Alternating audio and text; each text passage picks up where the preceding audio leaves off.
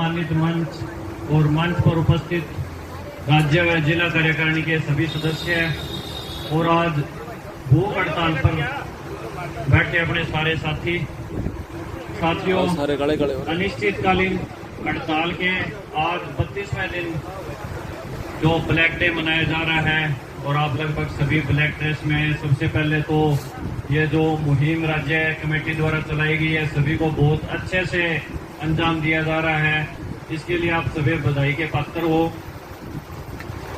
बाकी साथियों, मैं बहुत बड़ा वक्ता नहीं हूँ, अगर कोई गलती हो जाए तो माफ कर देना, पहले ही माफी मांग लेता हूँ। धीरे धीरे सीख रहे हैं आप जैसे बड़े भाइयों के सहयोग से।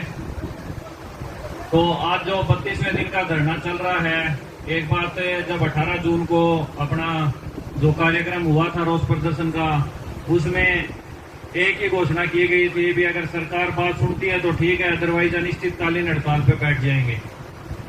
जिस दिन हड़ताल शुरू हुई थी साथियों में फुल जोश था और आज 32वें दिन भी वही जोश कायम है, इसके लिए आप सभी बधाई के पात्र हैं।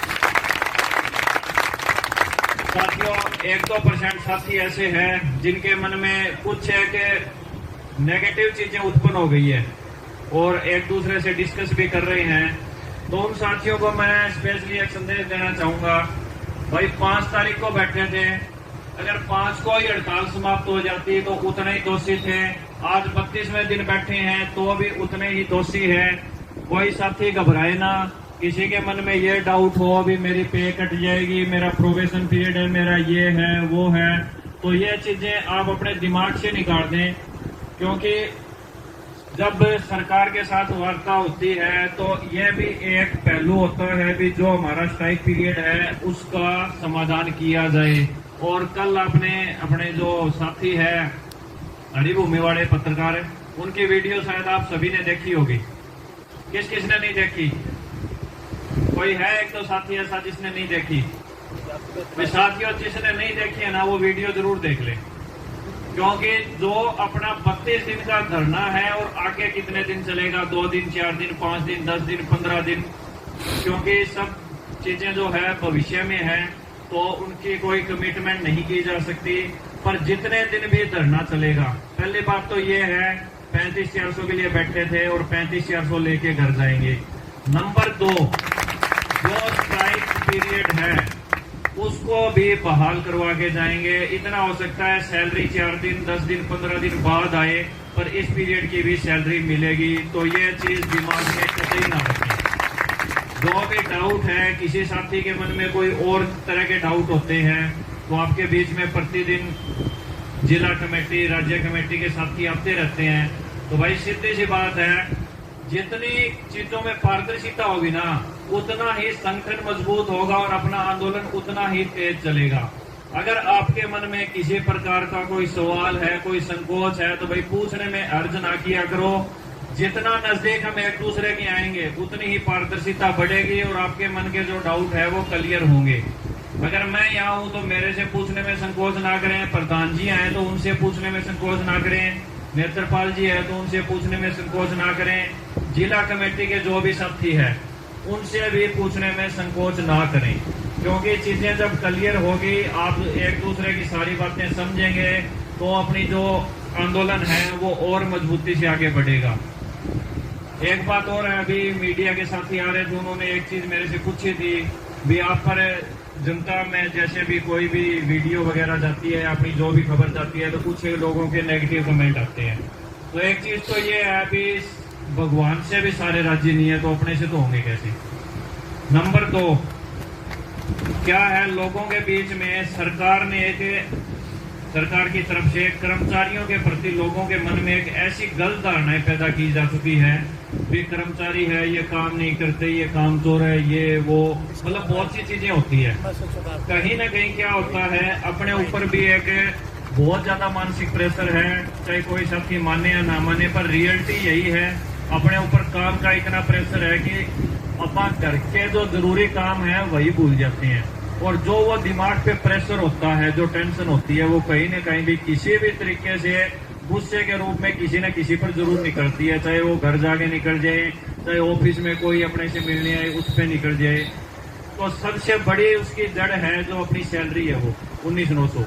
भाई 19,900 सारा फुल टोटल करके अगर 28-30 हजार रुपये आते हैं, बहुत सी चीजें होती है, वही चीज दिमाग में चलती रहती है, किराया देना है, सब्जी लेके आनी है, दूध का हिसाब करना है, तो बंदे में टेंशन ज्यादा होती है। सब चीजों का एक ही इलाज है, वो है 35,400। जिस दिन 35,400 मिल जाएगा तो आप सभी जब यहाँ से धरने से उठोगे तो एक शपथ लेके जानी है, भाई अब से एक बदला हुआ लिपिकीय वर्ग आम जनता के सामने प्रस्तुत होगा। मेरा कहने का मतलब ये है कि जो जनता के मन में अपने प्रति नकारात्मक चीजें हैं उनको खत्म करके, जहां भी पब्लिक डीलिंग की सीटें हैं, जैसे तहसील में, फूड सप्लाई में, डीसी ऑफिस में, बहुत से ऑफिस में होती है, जहां भी आम जन आपसे काम के लिए आए उसको संतुष्ट करके भेजना अपनी टॉप प्रायोरिटी होनी चाहिए।